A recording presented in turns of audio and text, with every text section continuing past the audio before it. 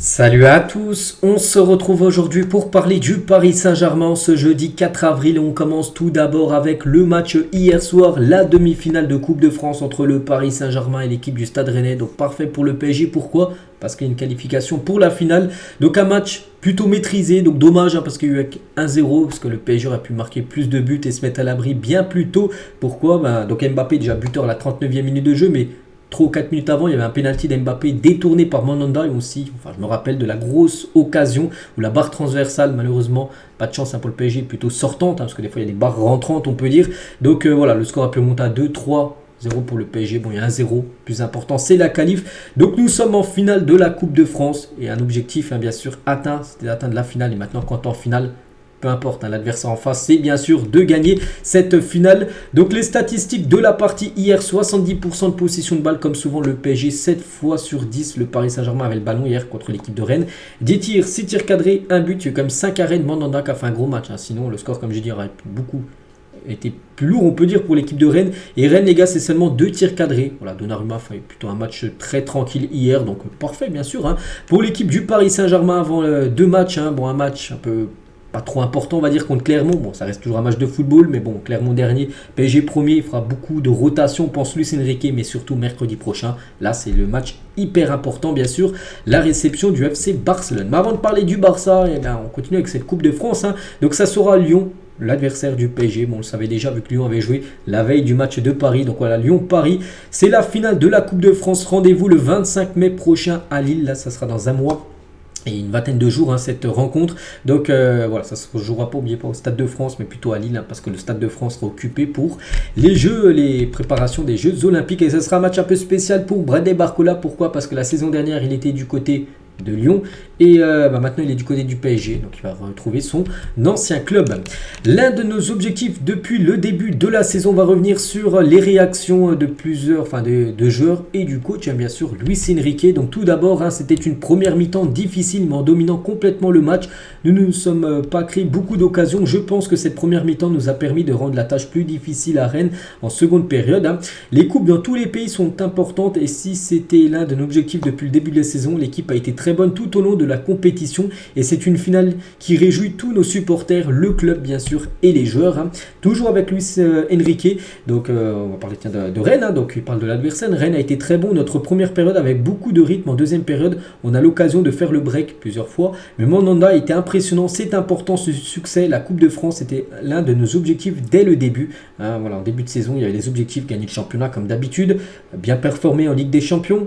Pour l'instant, c'est le cas. Et la Coupe de France, regagner la Coupe de France. Donc là, voilà, le parcours est pour l'instant parfait, vu que tu es en finale. Donc maintenant, il ne reste plus qu'un match pour, bien sûr, valider cette belle compétition, ce beau parcours en Coupe de France.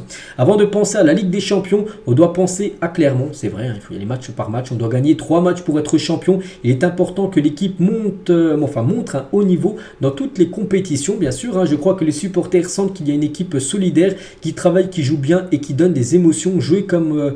jeu contre mon ancienne équipe, donc le Barça, oui, ça sera tranquille. J'ai envie qu'on soit compétitif et qu'on dispute bien sûr une grande partie. Il faut être humble, mais ambitieux. On veut passer ce tour et on va jouer un match au Parc des Princes. Les pénaltys, il n'y a que ceux qui les tirent, qui les ratent. Mbappé a fait un grand match comme d'habitude. Voilà ce qu'il a pu dire. Il a également dit, j'ai tout aimé dans ce match. Il reste plus que 6 matchs. Il faut en gagner pour être champion et nous voulons être champion le plus tôt possible. Les matchs de Ligue des Champions, on les prépare très à l'avance. Je vais le vivre avec beaucoup de tranquillité, même si la plupart des joueurs, même lui, il me dit, on pense pas au Barça pour l'instant, on pense à Clermont. Je pense que la plupart des joueurs pensent bien sûr au match contre le FC Barcelone, parce que oui, c'est Clermont, c'est un adversaire, mais voilà, le Barça est beaucoup plus important. On va pas se mentir, à part vraiment si le PSG sera à la lutte au même niveau de points avec le deuxième de la Ligue 1. Oui, là, on dirait que oui, ce serait important, le match contre Clermont, il faut le gagner. En plus, tu dois mettre l'équipe type pour quasiment être sûr de gagner, que là tu peux faire beaucoup tourner, que même si tu perds contre Clermont, on n'espère pas, c'est quand même 18e ils sont derniers de la Ligue 1, c'est pas grave si tu perds, parce que tu vas quand même gagner bien sûr le championnat. Toujours avec Luis Enrique sur la LDC, hein. J'ai envie de voir que mon équipe joue à un football avec du caractère. On veut passer ce tour, être ambitieux, humble, mais ambitieux. Désolé, on va jouer un match très spécial au parc. Espérer être meilleur que l'adversaire, hein. Où il parle de Ousmane Dembélé, les gars, par rapport à son match hier. Donc il a montré encore de belles choses, hein, Dembélé. Juste que je reproche, tout le monde lui reproche, c'est sa finition. Hein, c'est plus possible. Bref, bon, c'est comme ça. C'est un joueur techniquement imbattable des deux pieds à l'intérieur du jeu. On verra encore une meilleure version de lui-même, hein. Il va s'améliorer en termes de finition, on espère, parce que là il a une sacrée marge de progression quand même. Voilà, Dembélé, hein. Il marque beaucoup à l'entraînement, c'est un joueur presque inarrêtable. Le problème c'est qu'on peut voir, il marque beaucoup à l'entraînement, mais en match, hein, il a peut-être un peu la pression, tout ça. Pourtant il arrive à un coup, il a dribblé au moins 4-5 joueurs en première période, il est arrivé, il a tiré au-dessus. Ah, c'est ça le problème. Imagine, il mettrait toutes les actions, enfin là, 3/4 de ses actions, il les foutrait au fond. Il serait le meilleur, il serait ballon d'or, hein, tout simplement, Ousmane Dembélé. Et toujours avec Luis Enrique, donc c'est le travail de l'équipe que les fans s'identifient à les joueurs, hein, qu'on soit capable de donner de l'ambition aux supporters. On a cette envie de donner des trophées au club et on avance. Donc on parle aussi de Zaire Emery, hein, c'est juste un coup, rien de grave, hein. Il n'y aura pas de problème pour les matchs qui arrivent, mais bon, il devrait souffler, hein, Zaire Emery, samedi contre Clermont. Enfin, je pense qu'il ne va pas mettre non plus l'équipe type contre Clermont. J'en sais rien, je passe Luis Enrique. Mais on sait que c'est un entraîneur intelligent et il va faire, je pense, beaucoup de rotations. Je pense les Mbappé, tout ça, les gars. Je pense qu'ils ne vont même pas jouer le match. Et parce qu'il y a déjà de la qualité sur le banc, hein, voilà, tu peux faire jouer des joueurs qui jouent peu. Et voilà, ça devrait beaucoup tourner pour le prochain match. Donnarumma, les gars, donc c'est pas fini. Il reste une finale, bien sûr, à gagner. C'est bien, voilà, tu as atteint la finale, mais pour l'instant, tu n'as rien gagné. Parce qu'il y a une finale, là, bien sûr, à être jouée et à être gagnée, hein, c'est possible. Hein. Et gagner la finale maintenant, donc félicitations à l'équipe, hein, pour ce match. Pour la finale, merci aux supporters qui nous ont porté samedi. On a un autre match, hein, dimanche, on va préparer celui du FC Barcelone. Mais la priorité maintenant, c'est Clermont. Donc lui aussi dit que la priorité, c'est Clermont, même si on pense, hein, qu'il a peut-être en tête, bien sûr, le match du Barça. Ça serait bien, tiens, tout simplement, qu'il soit sur le banc. Donnarumma, que Navas, tiens, un goal, pourquoi pas. C'est ce match contre Clermont, hein, ce serait peut-être son dernier match qui pourrait rigoler. Navas, vu qu'il va quitter le club en fin de saison, bien sûr, Donnarumma retourne dans les buts, hein, dès le prochain match contre le Barça. Hernandez, tiens, aussi à la fin du match, on a vu un bon groupe avec des jeunes, de la concurrence, c'est ce qu'il nous faut pour atteindre nos objectifs en cette fin de saison. On est bien placé en championnat, en finale de la coupe, hein, et à 2 gros matchs à jouer face au Barça en Ligue des Champions. À chaque match, il y a des rotations. Nous, les joueurs, on est tous concernés. Maintenant, à nous de montrer à chaque match, hein, sur le terrain, bien sûr, la meilleure version possible, hein. Et c'était l'un des objectifs de la saison. Maintenant, il reste un match, la finale face à Lyon. On sait que ce mois d'avril va être rempli de gros matchs, hein. Mais on est sur la bonne voie. On avait cet objectif d'arriver en fin de saison avec le maximum de titres. Donc déjà, il y en a déjà un sûr qui a remporté, c'est le trophée des champions, hein, parce qu'il est déjà acquis depuis début janvier. La Ligue 1, la Ligue 1, 99,9%, elle l'a acquise avec 12 points d'avance sur Brest. Il reste 7 matchs à jouer, donc en gros 3 victoires, puis voilà. 3 victoires et enfin c'est sûr que tu gagnes la Ligue 1. Puis après bien sûr il y a la Coupe de France, il reste un match. Puis il y a la Ligue des Champions bien sûr où là ça sera le plus compliqué bien évidemment. On va parler d'Mbappé. Donc Mbappé buteur, l'unique buteur du match, hein, donc il aurait pu finir avec un triplé, hein, donc déjà son but, hein, il aurait pu marquer le penalty qu'il a provoqué. Le penalty malheureusement il n'a pas marqué, son 3e échec déjà cette saison en penalty pour Kylian Mbappé. Et aussi en tout début de match, là c'est de la faute, t'as pas de chance, hein, duel face à face avec Mandanda et je l'ai dit, hein, ça touche la barre et ça ressort. Malheureusement voilà. Sinon il aurait pu finir avec un triplé, c'est pas bien grave, il a marqué le but qu'il fallait tout simplement pour accéder à la finale de cette Coupe de France, hein. Donc là on revient sur son 3e penalty de la saison manqué, mais bon, c'est pas grave parce qu'en Coupe de France, les gars, regardez les stats, hein. Donc 30 matchs, donc c'est la compétition où il est le meilleur dans toutes les compétitions qu'il a joué, que ce soit Championnat de France, Ligue des Champions, peu importe, c'est la Coupe de France où il a les meilleurs stats, hein. 30 matchs, 37 buts et 14 passes D. Oui, mais ratio par match et but inscrit, c'est exceptionnel bien sûr pour Kylian Mbappé. Sinon, toute compétition confondue, sa saison en chiffres, hein, c'est 40 matchs, 39 buts et 8 passes décisives, hein, c'est toujours très fort bien sûr, hein. On ne oublie pas que ce joueur quittera le PSG en fin de saison. Et Mbappé, les gars, on peut voir qu'il a voir et entendu surtout qu'il a reçu des sifflets par une partie du stade lors de l'annonce des joueurs hier.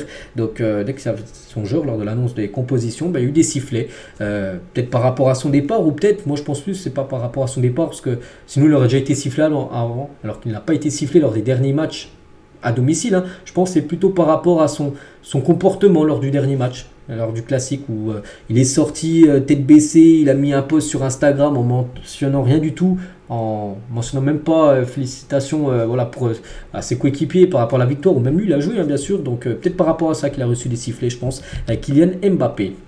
Les notes hier les gars, donc Paris et Rennes, hein, donc côté Paris Saint-Germain, nous ce qui nous intéresse, donc la note la plus basse c'est peut-être Kanguini, seul à pas avoir la moyenne, une note de 4. Sinon tout le monde a au moins 5, hein, donc Marquinhos c'est 5, Vitinha c'est 5, Hakimi c'est 5, Zeremri c'est 5, après on monte à 6 pour certains joueurs comme Mbappé et Dembélé, puis 7 hein, pour Fabien Ruiz, le meilleur joueur du PSG, c'est lui auteur de la passe D, hein, Fabien Ruiz avec sa longue passe en profondeur pour le but de Kylian. Et les notes cette fois-ci de journal, donc là c'est l'équipe, hein, et là c'est le journal Le Parisien, bon, c'est à peu près pareil. Les joueurs qui ont été bons sont devant, enfin ont des bonnes notes, et ceux qui ont été un peu moins bons ont des notes un peu moins bonnes. Le PSG toujours bien sûr, et le PSG ça fait de nouveau un match sans perdre, hein, et le PSG est invaincu depuis près de 5 mois, toute compétition confondue, affiche un bilan incroyable durant cette période, 26 matchs de suite sans défaite. La dernière défaite remonte à novembre dernier, c'était contre l'AC Milan, donc depuis c'est 19 victoires, 7 matchs nuls, 0 défaite, 66 buts marqués hein, sur cette séquence de 26 matchs d'affilée, soit une moyenne de 2,5 buts inscrits par match. Donc, voilà, parfait, surtout que là on rentre dans la période la plus compliquée, la période où les titres se jouent, la fin de saison. Donc voilà, maintenant au PSG de continuer bien sûr cette série. Plus elle continue cette série, mieux ce sera bien sûr pour le Paris Saint-Germain. Une photo tient de Marco Asensio à la fin du match. Asensio, belle rentrée, hein, il a fait une frappe détournée sur sa ligne hein, de Mandanda aussi. Il a fait une belle entrée, comme souvent il fait des bonnes entrées. Marco Asensio qui devrait peut-être je pense être titulaire hein, pour le match, il a besoin de jouer, puis je pense que la rotation samedi je le vois bien titulaire, donc ouais, il était avec ses amis, Fabien Ruiz et Ugarte aussi qui rentre en cours de jeu lors de ce match hein. Regardez, il y avait un autre espagnol aussi sur la pelouse et ça fait plaisir, c'est Sergio Rico qui était de retour sur la pelouse. Bon, il n'a pas joué, il n'a pas encore repris l'entraînement, mais quand on sait ce qu'il a vécu ces derniers mois, on est content bien sûr de le revoir, donc voilà, parfait bien sûr pour Sergio Rico.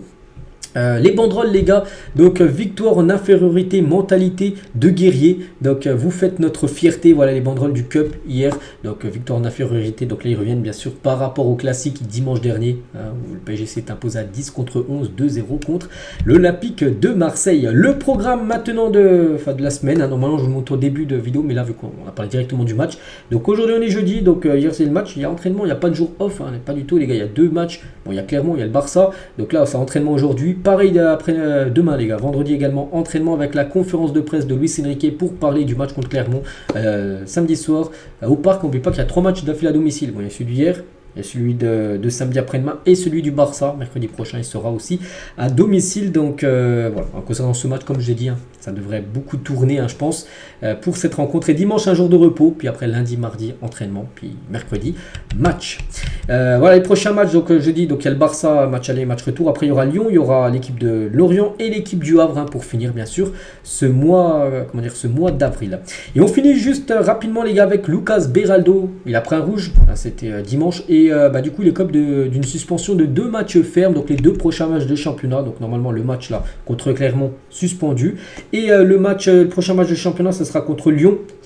On va dire l'affiche de la Coupe de France, mais niveau championnat, il ne sera pas là non plus, Beraldo. Donc voilà, il devrait revenir normalement contre Lorient, c'est un match à l'extérieur. Voilà. C'est vrai qu'à noter les gars, c'est que tout à l'heure je dis qu'il y avait 3 matchs d'affilée à domicile, et c'est vrai qu'il y a les 3 là, mais il y a juste le Barça, c'est vrai, où il y aura le déplacement à Montjuic. C'est vrai qu'il y a pas mal de matchs à domicile quand même sur ce mois d'avril. Donc voilà ce qu'elle va dire, parce qu'on finit avec Lucas Beraldo. À noter aussi que Lucas Hernandez, les gars, il a pris un jaune lors du dernier classique, il sera suspendu également un match pour accumulation de carton jaune. Peut-être là contre Clermont il pourrait être suspendu, plutôt une bonne nouvelle, parce que peut-être il aurait été dans la rotation des joueurs hein, qui aurait pu souffler pour cette rencontre. Donc voilà les gars, tout ce qu'elle va dire aujourd'hui, je pense avoir été complet. Donc on se retrouve nous demain vendredi bien sûr, on commencera par les bas du match hein, contre Clermont, prévu après-demain. Bonne journée à vous et à demain.